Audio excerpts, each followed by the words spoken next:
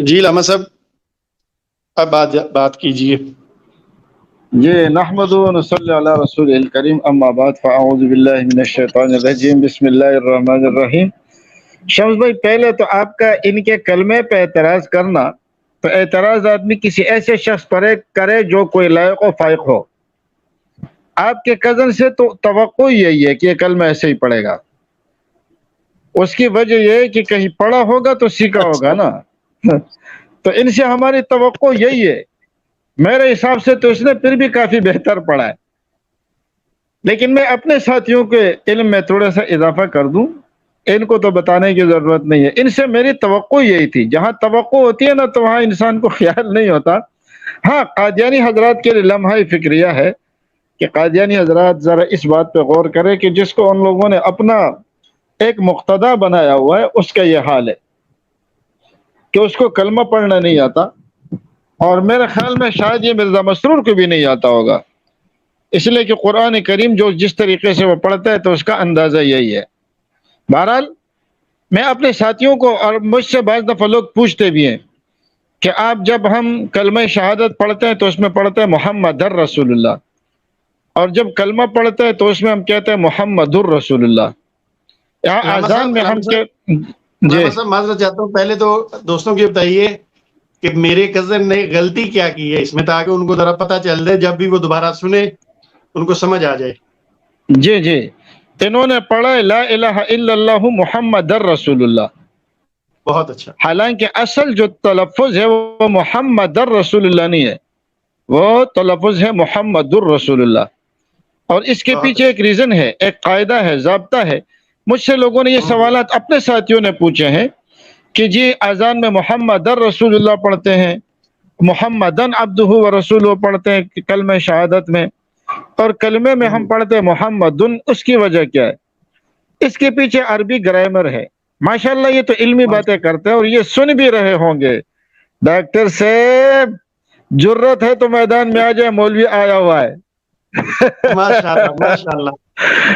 Doctor صاحب آپ اپنے ہاں مولویوں کے خلاف بولتے ہو، آپ میں سے جو جس کو بھی بھیجو، مبارک کو بھیجو، جری اللہ کو بھیجو، آپ خود ہمت کریں، ذرا آ کے ہمیں لا الہ الا اللہ محمد الرسول اللہ کی نحوی ترکیب کر کے بتا دے۔ کیا بات کیا بات، ماشاءاللہ ماشاءاللہ۔ ہم انتظار میں بیٹھے ہیں آپ کے۔ اگر چلے آپ صرف لا الہ الا اللہ کی ترکیب ہمیں کر کے دکھا دیں، ہم سمجھ جائیں گے کہ آپ علمی گفتگو کرتے ہیں۔ یہ اپنے ہاں جو بیٹھے رہتے ہیں نا، ایسی بڑکے مارتے ہیں، ایسی بڑکے، اور جری اللہ کو تو رکھا ہی اس کام کے لیے کہ موضوع بدلو، اس کو تو رکھا ہی اس کام کے لیے، آپ موضوع بدلتے رہو۔ یہ تو پنجابی مولوی کے سامنے نہیں آ سکتے، پٹھان مولوی کے سامنے میں کہاں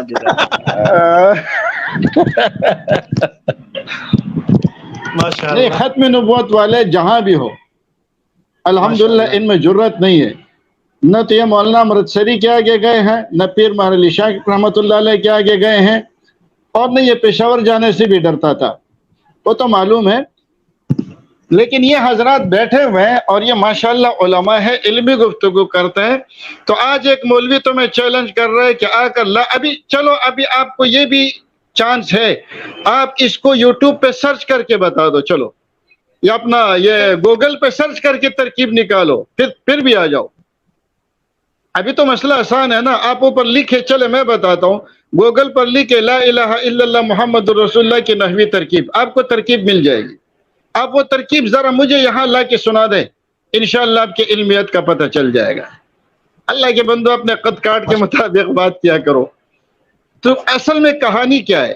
کہانی یہ ہے کہ جو انا آتا ہے نا، آپ قرآن کریم میں دیکھیں، جہاں بھی انا یا انا کا انا لیکننا لیتا لعلہ، جو بھی لفظ آئے گا تو اس کے بعد والا جو اسم آتا ہے، اس کے بعد والا جو کلمہ آئے گا، اس کلمے کے اوپر زبر ہوگا۔ جیسے واللہ بکل شیء علیم، یہاں واللہ ہے، اور ان اللہ بکل شیء علیم، اب اللہ کے اوپر زبر آ گیا۔ وہو علی کل شیء قدیر، یا واللہ علی کل شیء قدیر، وہاں اللہ کے اوپر جو ہے وہ پیش آئے گا۔ لیکن جب آپ کہیں گے ان اللہ، تو اب وہاں پر زبر آئے گا۔ تو انا اور انا جب آتا ہے تو وہ بعد والے کو منسوب کر دیتا ہے. اور انشاءاللہ اگر یہ لوگ جرت کر کے آئیں گے تو ان سے ہم انا انا پر بھی بحث کر لیں گے. لیکن ان کو بہانہ مل گیا ہے کہ شمس بھائی معافی مانگے ورنہ تو ہم آپ کے پروگرام میں نہیں آئیں گے. آتے ہیں لیکن ایمان تازہ کرنے کے لیے آ جاتے ہیں، پھر واپس چلے جاتے ہیں. شاید آج کہیں اور ایمان تازہ ہو رہا ہے آج کہیں اور ایمان تازہ ہو رہے، تو ان کو یہاں آنے کی ضرورت نہیں ہو رہی. تو انہوں نے جو محمد در رسول اللہ کو محمد در رسول اللہ پڑھا ہے نا، یہ بالکل غلط پڑھا ہے. لیکن مجھے اس پر کوئی اعتراض نہیں ہے. ہاں، قادیانی حضرات کو اس پر اعتراض ہونا چاہیے. مجھے تو اس لیے اعتراض نہیں ہے کہ مجھے ان سے یہی توقع ہے. یہ کیا پڑھے گا بیچارہ، اس کو کیا گرامر کا پتہ ہے، کیا عربی کا پتہ ہے. اچھا، دوسری بات، ابھی اور ساتھی آگے اس پر بات کریں گے. جی علامہ صاحب دیکھیں، گرامر کا چلو نہ پتا ہو، جیسا کہ جب آپ سے میری بات ہوئی تو آپ نے کہا کہ مجھے پکا یقین تھا کہ آپ یہ نقطہ پکڑیں گے. ٹھیک ہے، تو یہ کلمہ تو ہے، یہ تو ہمیں بچپن میں سکھایا گیا، سارا کچھ ہوا. مگر میں حیران اس لیے تھا کہ اپنے آپ کو اتنا بڑا مبلغ کہنے والا اور اپنے چینل کا نام رکھا ہے ریئل اسلام. اگر ریئل اسلام سے ایسے کلمے پڑھے جائیں گے، یہ اپنے بچوں کو کیا کلمہ پڑھاتا ہوگا؟ چلیے شمس بھائی، ان کا ہمیں اس پر بھی کوئی اعتراض نہیں ہے، اس لیے کہ تو ان کا کلمہ ہی نہیں ہے نا. مرزائیوں کا تو کلمہ ہی الگ ہے. وہ آگے ساتھی اس پر روشنی ڈال دیں گے کہ ہمارا کلمہ کیا ہے اور مرزائیوں کا کلمہ کیا ہے، کہ میں دین کو دنیا پر مقدم رکھوں. ان کا تو کلمہ ہی یہی ہے. اچھا، اس وقت میری عمر جو ہے تقریباً 50 کے لگ بھگ ہے، اور میرا مجھ سے تقریباً 1 سال بڑا ہوگا یا 2 سال بڑا ہے. تو علامہ صاحب یہ کیا وجہ ہے کہ 52 سال کی عمر تک یہ اسی طرح کلمہ پڑھتے آ رہے؟ کیا ان کو سکھایا ہی اس طرح گیا ہوگا، نسل در نسل ایسے ہی چلتے آ رہے ہیں، یا کیا سمجھتے ہیں آپ؟ ارے وہ کہتا ہے نا کہ بڑے میاں تو بڑے میاں، چھوٹے میاں سبحان اللہ. اب یہ تو مربی ہے، انہوں نے کتنوں کو سکھایا ہوگا. جب استاذ کا یہ حال ہے تو شاگردوں کا کیا حال ہوگا. یہ نسل در نسل ایسے ہی چلا آ رہا ہوگا، اس لیے کہ انہوں نے کتنوں کو سکھایا ہوگا. لیکن کہتے ہیں ماشاءاللہ جی ڈاکٹر صاحب کی علمیت کا تو کیا کہنا ہے. تو میں ان سے یہ کہتا ہوں ٹھیک ہے، آپ ڈھکوسلے جو بھی ہمارے علمی گفتگو کی آپ کوشش نہ کریں، ورنہ پھر پھنس جاتا ہے اور پھر آپ کو کچھ آتا نہیں ہے. ابھی بھی یہ سن رہا ہے، مجھے پتہ ہے یہ آئے ہیں، ان کا جو بھی آ جائے، یہ اس کلمے کی ترکیب پر کوئی بھی قادیانی آ جائے ہم سے گفتگو کرے، لا الہ الا اللہ محمد الرسول اللہ پر بھی، اور اسی طریقے سے اشہد ان محمد الرسول اللہ پر بھی، اور محمدن عبدہ ورسولہ پر بھی. انشاءاللہ ہم تیار بیٹھے، اس سے ان کے علمیت کا پول کھل جائے گا. بھائی ٹھیک ہے، ہمارے پاس ساتھی ہے وہ علمیت کا دعویٰ نہیں کرتے. شمس بھائی وہ علمیت کا دعویٰ نہیں کرتا، اتنا ضرور کہتے ہیں کہ قادیانیت کو میں نے پڑھا ہے، لیکن اس کے علاوہ گرامر کے دعویٰ نہیں کرتے.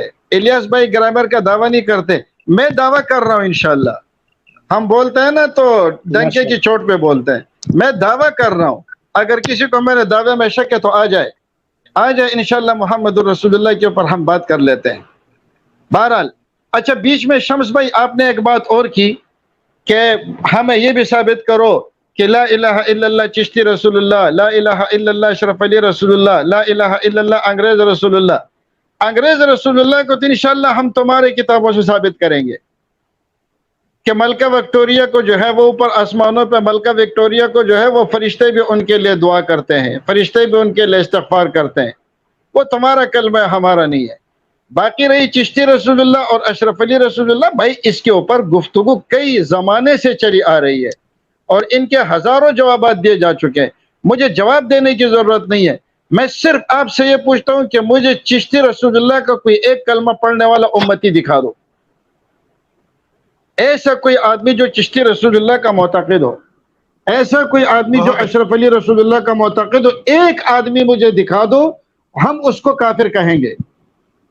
اور اگر اس کا مفہوم یہی ہے، میں دیوبندی ہوں، کھل کر بول رہا ہوں، میں دیوبندی ہوں، آپ مجھے اشرف علی رسول اللہ کلمہ پڑھنے والا ایک بندہ دکھا دو جس کا کلمہ یہ ہو انشاءاللہ میں اس کے اوپر بھی کفر کا فتویٰ لگا دوں گا۔ بہت اچھا۔ مولانا اشرف علی کی کہانی اور ہے، وہ خواب کا واقعہ وہ اور کہانی ہے، مجھے اس پر بات نہیں کرنی ہے، لیکن یہاں ان کا رسول ماننے والا ایک بھی آپ کو نہیں ملے گا۔ تو کیا آپ کبھی مرزا کو رسول اللہ کہنا اسی معنی میں جس معنی میں چشتی رسول اللہ ہے، یا جس معنی میں اشرف علی رسول اللہ؟ انشاءاللہ آپ کی خود تسلی ہو جائے گی۔ اور اگر کوئی کہے اس معنی میں، یاد رکھیں ہم اس معنی میں مراد نہیں لیتے، اگر کوئی اس معنی میں اشرف علی کو رسول اللہ کہے، میں دیوبندی ہونے کے باوجود اس پر کفر کا فتویٰ لگاتا ہوں۔ اب لگانے کی جرت کرے کہ جو مرزا قادیانی کو رسول اللہ کہے، انشاءاللہ آپ کا پتہ چل جائے گا۔ یہ بڑی آسان۔ اور یہ انجینئر علی مرزا بیچارہ، میں اب کیا کہوں، یہاں پر ایسی گفتگو کرنا منع ہے۔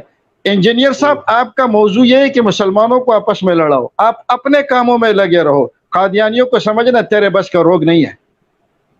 بہت اچھا، بہت اچھا، ٹھیک۔ ہم نہیں بولتے لیکن مجبور ہو جاتے ہیں، ہم نہیں بولتے، خدا کی قسم ہم مجبور ہو جاتے ہیں۔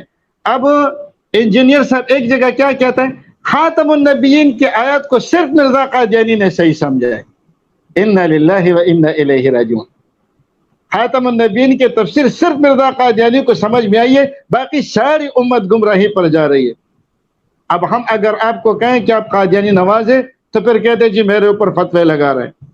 انجینئر صاحب یا ان کا کوئی فالوور، آج میں ان کو بھی دعوت دیتا ہوں کہ آپ آ جائیں اور آیت خاتم النبیین پر ہم سے گفتگو کریں، آپ قادیانیوں کی کریں، آپ ان کے ترجمانی کریں، ہم انشاءاللہ موجود ہیں، ہم آپ کو آیت خاتم النبیین سمجھائیں گے۔ بھائی جو چیز آپ کے بس کا روگ نہیں ہے، انجینئر صاحب خدا کے لیے ایسی باتیں کر کے لوگ آپ کو ہمارا بندہ سمجھ کر پھر ہمارے اوپر اعتراضات کرتے ہیں، اور پھر آپ کی طرف سے ہم جوابات دینا شروع کر دیتے ہیں۔ آپ کا کام صحابہ کے خلاف بولنا ہے، آپ بولتے رہے، آپ کی ذمہ بس یہی ڈیوٹی ہے۔ آپ کا کام امت کو لڑانا ہے، آپ لڑاتے رہے۔ ہم ان باتوں کو نہیں ذکر کرتے، مجبور ہو کر رہے ہیں۔ آپ ایسی گفتگو کر لیتے ہیں کہ جس کے بعد جو ہے پھر قادیانیوں کے سامنے پھر تم جواب دے نہیں سکتے، اور پھر اس کے لیے ہمیں، لیکن آپ بے فکر رہیں، ہم انشاءاللہ آپ کی طرف سے جواب دیں گے۔ تو اول تو یہ ہے کہ جن معاملات میں آپ کو معلومات نہیں ہے آپ خاموش رہیں۔ آپ نے جس چیز پہ مطالعہ کیے ہم آپ سے کوئی شکایت نہیں کرتے، آپ ہمیں سارا دن برا بھلا کہتے رہیں، آپ کے فالوور سارا دن ہمیں برا بھلا کہتے رہیں، لیکن خدا کے لیے ختم نبوت کے مسئلے کو سمجھیں اور پھر اس کے بعد آپ بات کریں تو ہمیں کوئی اعتراض نہیں ہوگا۔ بہت اچھا، بہت اچھا۔ دوسری بات، شمس بھائی انہوں نے آگے ایک بات کیا، نہ کفرن دون کفرن۔ جی ہاں جی۔ تو یہ اصل میں کہانی کیا ہے؟ ہمارے ساتھی اس بات کو سمجھے، ڈاکٹر یحییٰ کو یہ بات میں نے 2-3 پروگراموں میں اس کی سنی ہے۔ یہ باور دلانا چاہتا ہے کہ ایک آدمی ایک وقت میں مسلمان بھی ہو سکتا ہے اور کافر بھی ہو سکتا ہے، ایک جہت سے مسلمان ہو سکتا ہے اور ایک جہت سے وہ کافر ہو سکتا ہے۔ اب حالانکہ ایسا نہیں ہو سکتا، ایک آدمی یا مرد ہوگا یا عورت ہوگی، ایک وقت میں وہ مرد اور عورت دونوں نہیں ہو سکتا، سوائے اس کے کہ کوئی تیسری جنس بن جائے۔ جو آدمی مسلمان ہے وہ کافر نہیں ہو سکتا، اور جو کافر ہے وہ مسلمان نہیں ہو سکتا۔ ان کو یہ ضرورت کیوں پیش آئی؟ اور یہ بات انہوں نے کہاں سے چوری کی ہوئی ہے؟ انہوں نے یہ بات چوری کی ہے یہ معتزلہ سے، جو اہل سنت والجماعت سے خارج ہے۔ اور چوری کیوں کی؟ اس لیے کہ مرزا نے اپنی کتابوں میں بعض جگہ ہمیں مسلمان لکھا ہے اور بعض جگہ ہمیں کافر لکھا ہے۔ اب ان کے اوپر اشکال آتا ہے کہ اگر یہ مسلمان ہے تو ان کو کافر کہنے والا کافر ہو جائے گا، اور اگر یہ کافر ہیں تو ان کو مسلمان کہنے والا کافر ہو جائے گا۔ تو مرزا تو گیا، وہ اپنے انکاری کو مسلمان بھی کہتا ہے اور اپنے انکاری کو کافر بھی کہتا ہے، تو اس تضاد سے وہ پریشانی میں آ گیا۔ اس کے لیے ان لوگوں کو یہ ایک موقع ملا کہ کفرن دون کفرن، اور کفرن دون کفرن کا مطلب یہ ہے ان کے نزدیک کہ کوئی شخص وہ مسلمان بھی ہو اور وہ شخص کافر بھی ہو، حالانکہ یہ نہیں ہو سکتا۔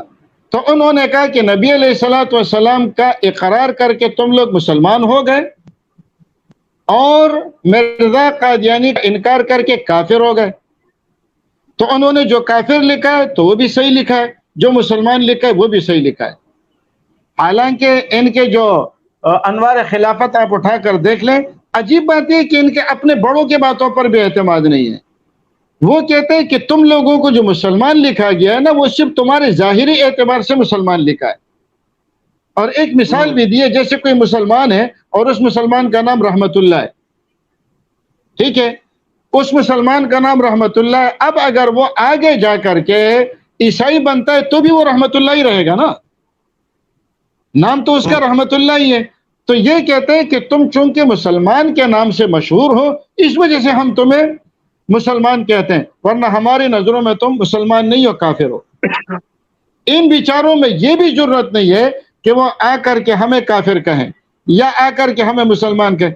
اس مجبوری کے تحت انہوں نے یہ نقطہ اٹھا لیا کہ اسلام کی کفر کی دو قسمیں، ایک کفرن دونوں کفرن ہے، اور کفرن دونوں کفرن کا مطلب یہ ہے کہ آدمی کافر تو ہے لیکن ایک لحاظ سے وہ مسلمان ہے اور ایک لحاظ سے وہ کافر ہے۔ یہ کیسے ہو سکتا ہے؟ ایک آدمی جب مسلمان ہو گیا تو کافر بھی ہو سکتا ہے، یا ایک آدمی جب کافر ہو گیا تو کیا وہ مسلمان بھی بن سکتا ہے؟ اس کا جواب یہ حضرات آ کے ہمیں دیں گے۔ دوسری بات، انہوں نے کہا کہ تم مرزا صاحب کے منکر ہو، تم مرزا صاحب کے منکر ہو، اور منکر کو کافر کہا جاتا ہے۔ چلیے جی، ہم آپ سے پوچھتے ہیں کہ آپ وہ جو تمہارا محمد علی تھا تم سے الگ ہو گیا، یا جو عبد الغفار جنبہ ہے تم اس کے قائل ہو یا منکر ہو؟ تم عبد الغفار جنبہ کے منکر ہو تو عبد الغفار جنبہ کے منکر کی وجہ سے تو بھی کافر ہو گیا اس معنی میں۔ اور بھائی ایک ہوتا ہے کسی چیز کا لغوی معنی، ایک ہوتا ہے کسی چیز کا اصطلاحی معنی۔ لغوی معنی کے اعتبار سے کافر کے معنی چھپانے والے کے آتے ہیں، تو اب کافر کے معنی چھپانے والے کے یا منکر کے معنی میں اگر آتے، وہ علامہ اقبال کے بھی ایک شعر ہے نا، ہم کافروں کے کافر، کافر خدا ہمارا، توحید کی یہ بستی سارا جہاں ہمارا، تو وہاں کافر بمانا منکر ہے کہ ہم کافروں کے منکر، منکر خدا ہمارا۔ جو فتوے لگائے جاتے وہ لغوی معنی کے اعتبار سے نہیں لگائے جاتے، ورنہ عبد الغفار جنبہ کا اور نسیم خان کا انکار کر کے تو بھی کافر ہو گیا ہے۔ کیا آپ کے نزدیک ہم لغوی معنی کے اعتبار سے کافر ہیں؟ چلیے بتائیں، ان کو کہہ رہے ہیں نا کہ تو بھی منکر ہے تو لہذا تو بھی کافر ہے، کیا آپ ہمیں اس معنی کے اعتبار سے کافر کہتے ہیں کہ ہم مرزا قادیانی کے منکر ہیں تو یہ لغوی معنی ہے؟ تو پھر عبد الغفار جنبہ کا تو بھی منکر ہے، پھر تجھے بھی کافر ماننا پڑے گا۔ نسیم خان کا تو بھی منکر ہے، پھر تجھے بھی اپنے آپ کو کافر ماننا پڑے گا۔ محمد علی کا تو بھی منکر ہے۔ بات یہ نہیں ہے، لغوی پیچ و تاؤ میں نہ آیا کرو، ورنہ قرآن کریم میں لیغیظ بہم الکفار۔ تو اس کے بارے میں ایک قول یہ بھی ہے کہ کفار سے مراد یہ ہے جو کسان ہوتا ہے نا، جو زمین میں دانہ چھپاتا ہے، تو قرآن نے تو ان کو بھی کفار کے لفظ سے تعبیر کیا ہے۔ اسی طریقے سے کفور اور کافر تو نہ شکرے کو بھی کہا جاتا ہے۔ آپ ذرا آ کے ہمیں کفر کی تعریف بتا دیں، کفر کسے کہتے ہیں؟ بسم اللہ، آپ آ کر ذرا ہمیں اسلام کی تعریف بتا دیں، اسلام کسے کہتے ہیں؟ چلے گوگل پہ دیکھ کے بتائیں۔ ان بیچاروں کو اس چیز کا بھی پتہ نہیں۔ اور شمس بھائی ایک اہم بات آپ کو یہ بھی بتاؤں کہ یہ جو کفرن دونوں کفرن کی اصطلاح ہے نہیں، حضرت ابن عباس رضی اللہ تعالیٰ عنہ کی ایک روایت سے لی گئی ہے۔ حالانکہ یہ جو روایت ہے حشام بن حجیر عن طاووس عن ابن عباس، یہ اس کو ضعیف قرار دیا گیا ہے۔ اگر یہ تفصیل پوچھیں گے انشاءاللہ ہم حوالے دے دیں گے کہ یہ کیوں ضعیف ہے، لیکن اگر یہ صحیح بھی ہو، اگر یہ صحیح بھی ہو تو میں ان لوگوں سے سوال پوچھتا ہوں کہ کفرن دون کفرن کا مطلب کیا ہے؟ بات یہ وَمَن لَمْ يَحْكُمْ بِمَا أَنزَلَ اللَّهُ فَأُولَئِكَ هُمُ الْكَافِرُونَ۔ اس کے بارے میں ہم آپ کو بتا دیں کہ ایک ہوتا ہے کفر اعتقادی اور ایک ہوتا ہے کفر عملی۔ ساتھی اس بات کو نوٹ کر لیں، کفر اعتقادی کا مطلب عقیدے کا کفر، جیسے ختم نبوت کا کفر، اس کو کہتے ہیں کفر عقیدی یا اعتقادی، یا آپ کے عقیدے کا کفر ہے۔ دوسرے کفر عملی۔ کفر عملی دو قسم کے ہیں، ایک وہ ہے کہ جو ایمان کے منافی ہے، دوسرا وہ ہے جو ایمان کے منافی نہیں ہے۔ مثال کے طور پر ایک آدمی بت کے آگے سجدہ کرتا ہے تو یہ کفر ہے، اس کو کہتے ہیں کفر عملی۔ یہ کفر عملی، اس سے بھی آدمی کافر ہو جاتا ہے۔ دوسرا ایک وہ جو اللہ کے حکم کو مانتا ہی نہیں ہے، کوئی قاضی ہے وہ شریعت کے حکم کو مانتا ہی نہیں ہے تو وہ کفر اعتقادی ہے. وَمَن لَّمْ يَحْكُم بِمَا أَنزَلَ اللَّهُ، جو اللہ کے فیصلے کے مطابق فیصلہ نہ کرے وہ کافر ہے. علماء فرماتے ہیں اگر اس سے مراد یہ ہے کہ اس کا عقیدہ یہی ہے کہ میں اللہ کے حکم کو نہیں مانتا تو یہ واقعتاً کافر ہو گیا. لیکن اگر اس کا عقیدہ یہ نہیں ہے، وہ اللہ کے حکم کو مانتا ہے لیکن اس کے خلاف فیصلہ کرتا ہے، تو یہ کفر اعتقادی نہیں ہے، اس سے وہ کافر نہیں بنے گا. یہ ایک کفر عملی ہے جس کو کہتے ہیں کفر دون کفر. یا یوں سمجھیں ایک آدمی نماز کو مانتا ہی نہیں ہے، تو جب وہ نماز کو نہیں مانتا تو اس وقت یہ کفر اعتقادی ہو جائے گا. ایک آدمی نماز پڑھتا نہیں ہے تو کیسے وہ کافر ہو جائے گا؟ یہ کفر عملی ہے. جیسے نبی علیہ السلام نے فرمایا من ترک الصلاۃ متعمدا فقد کفر، اگر کسی شخص نے قصدن نماز چھوڑ دی تو وہ کافر ہو گیا. تو کیا وہ کافر ہو گیا؟ اب وہ کلمہ دوبارہ پڑھے یا اپنی بیوی سے اب دوبارہ نکاح کرے. تو بھائی بعض دفعہ کسی عمل کے نہ کرنے کو بھی کفر کہہ دیا جاتا ہے، تو اب اس سے وہ آدمی کافر نہیں بنتا، اس کو کفر عملی کہا جاتا ہے لیکن یہ ایمان کے منافی نہیں.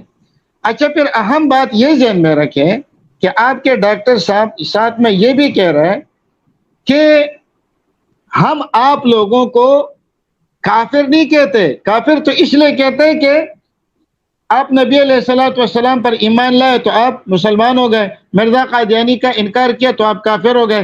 ٹھیک ہے، پھر اس طریقے سے یہودی موسیٰ علیہ السلام پر ایمان لائے تو مسلمان ہو گئے، عیسیٰ علیہ السلام کا انکار کیا تو کافر ہو گئے. کیا آپ ان کو مسلمان کہیں گے؟ یا عیسیٰ علیہ السلام پر ایمان لائے، نبی علیہ السلام کا انکار کیا وہ کافر ہو گئے، تو کیا آپ ان کو بھی مسلمان کہیں گے؟ اپنی باتیں ہیں. اور انجینئر صاحب والے بیچارے بھی سیدھا سادہ ہے، وہ آگے سے ہر بات سنتا ہے، کہتے ہیں میں یہ جہلم لے کے جاؤں گا. جہلم مت لے کے جا، ہم بیٹے میں ہمارے پاس لے کے آ. جہلم لے کے جائے گا تو اور کھڑے میں گر جائے گا تو. ہم بیٹے الحمدللہ، قادیانیت پر جو بھی بات کرنی ہے ہم حاضر ہیں، آپ یہاں آیا کریں، جہلم جانے کی ضرورت نہیں ہے. اچھا یہ حضرات ہمیں کہتے ہیں یہ کفر دون کفر. دون کفر کا مطلب کیا ہے کہ یہ کفر ہے لیکن اس بڑے کفر سے کم ہے، وہ کفر اکبر سے کم ہے. لیکن آپ یاد رکھیں یہ تو آپ کا ہمارے بارے میں نظریہ ہے کہ ہمارا کفر ان کے کفر سے کم ہے، لیکن ہم آپ کے بارے میں کیا نظریہ رکھتے ہیں؟ ہمارے ہاں 13 کفر تمام کافروں سے بڑھ کر ہے، اور اس لیے بڑھ کر ہے کہ تو دھوکہ دیتا ہے لوگوں کو. تو کافر ہو کر خود کو مسلمان کہتا ہے، اور نہ صرف یہ کہ خود کو مسلمان کہتا ہے بلکہ تم کافر ہو کر خود کو ریئل اسلام کہتے ہو. تمہارا جو درجہ ہے ہمارے ہاں وہ زندیق کا درجہ ہے. تم نے ہمارے ساتھ یہ ہم نے کہتے ہیں ہاں کفر دون کفر، ہم بھی مانتے ہیں، ہم بھی مانتے ہیں. ایک عام کافر یہودی ہے، ایک عام کافر عیسائی ہے، اور ایک کافر وہ ہے جو قادیانی ہیں. ہمارے نزدیک یہودی اور عیسائی کا کفر قادیانیوں سے کم ہے، اور تمہارا کفر جو ہے نا وہ قادیانیوں سے بڑھ کر ہے، تمہارا کفر یہودیوں سے بڑھ کر ہے. اس لیے کہ یہودی خود کو مسلمان تو نہیں کہتا نا، عیسائی خود کو مسلمان تو نہیں کہتا، سکھ خود کو مسلمان تو نہیں کہتا. لیکن افسوس کہ تم خود کو مسلمان کہتے ہو اور اپنے اسلام کو ریئل اور حقیقی اسلام کہتے ہو. تو ہمارے نزدیک یہ کفر دون کفر نہیں ہے، یہ کفر فوق کفر ہے. یہ ایسا کفر ہے جو ہر کفر سے اونچا ہے. اب ہمارے ساتھی ذرا اس بات کو سمجھے کہ کفر کی تعریف کیا ہے. تو کفر کی جو تعریف بیان کی گئی ہے وہ یہ ہے والکفر تکذیب النبی فی شیء مما جاء به. ایمان کی تعریف کیا ہے؟ تصدیق النبی، نبی علیہ السلام کی تصدیق کرنا. اور کفر کی تعریف کیا ہے؟ نبی علیہ السلام کی تکذیب کرنا. یا اسی طرح کافر وہ الذین ستروا الحق عنادا، جنہوں نے اسلام کو عناداً چھپا لیا. پھر اس کفر کی کئی قسمیں ہیں. ایک ہے کفر انکار. کفر انکار جیسے عام کافر کر رہے ہیں، زبان سے بھی لگے ہوئے ہیں، اسلام کا انکار کر رہے ہیں، وہ خود کو مسلمان سمجھتے ہی نہیں ہے، مسلمانوں کو گالیاں دیتے ہیں جیسے سچ والے. دوسری بات کفر جحود. کفر جحود کا مطلب یہ ہے کہ اس کے دل میں یقین ہے کہ اسلام سچا ہے، لیکن ضد اور عناد کی وجہ سے وہ اسلام کا انکار نہیں کرتا. جیسے یہودی تھے، وہ جانتے تھے یعرفون کما یعرفون ابناءہم. اور تیسرا کفر عناد. کفر عناد میں یہ ہے کہ وہ اسلام کو سچا سمجھتا ہے، زبان سے اقرار بھی کرتا ہے، لیکن باطل ادیان سے کنارہ کشی نہیں کرتا. اور باطل ادیان کے ساتھ بھی لگا ہے، اس کو کفر عناد کہتے ہیں۔ اور کفر نفاق جو ہے اس کا مطلب یہ ہے کہ وہ زبان سے تو خود کو مسلمان کہتا ہے لیکن اندر سے کافر ہے۔ اور اگر کوئی شخص اسلام چھوڑ کر چلا جاتا ہے اس کو مرتد کہتے ہیں، لیکن اگر کوئی کافر خود کو مسلمان سمجھتا ہے تو اس کو زندیق کہا جاتا ہے، اس کی توبہ بھی قابل قبول پھر نہیں ہے۔ تو اب یہ کہنا ہے کہ کفرن دونوں کفرن کی باتیں کر کے، اچھا پھر دوسری بات یہ ہے کہ ہمارے ہاں تو کفرن دونوں کفرن کا مطلب کیا ہے کہ ایک کفر ہے جو کفر اصطلاحی ہے، ایک بات بھی کفر کی آ جائے اسلام میں کمی زیادتی نہیں ہو سکتی، ہاں کیفیت ایمان میں کمی زیادتی ہو سکتی، یہ الگ بحث ہے۔ عقیدہ کسے کہتے ہیں؟ عقیدہ اس کو کہتے ہیں کہ هو الاعتقاد الجازم الذي لا يقبل الشك لدى معتقده، اسلام اور عقیدہ وہ شک کو قبول ہی نہیں کرتا، جہاں ذرہ برابر شک آ گیا آدمی ایمان سے نکل گیا۔ یہ کہنا ہے کہ جی یہ کافر بھی ہے یہ مسلمان بھی ہے، یہ دونوں چیزیں دونوں ساتھ اکٹھی ہو ہی نہیں سکتی، جیسے آگ اور پانی دونوں اکٹھے نہیں ہو سکتے۔ ہاں ایک سے مراد عمل ہے اور دوسرے سے مراد عقیدہ ہے، لیکن اگر آپ یہ کہیں نہیں دونوں سے مراد کفر ہے تو ٹھیک ہے دونوں کو لے لو۔ آپ مجھے بتائیں ابو جہل بھی کافر تھا، مشرک تھا، اور بھی مشرک تھے، کیا وہ درجے میں ابو جہل کے برابر تھے؟ فرعون بھی کافر تھا، اس کے ماننے والے بھی کافر تھے، کافر دونوں ہے، لیکن آیا وہ درجے میں برابر تھے؟ تو کفر کے بھی درجات ہوتے ہیں، لیکن کفر کا جو ادنا سے ادنا درجہ ہوگا نا اصطلاحی کفر کا، وہ بھی ہمیشہ جہنم کے اندر رہے گا۔ جی جزاکم اللہ خیر۔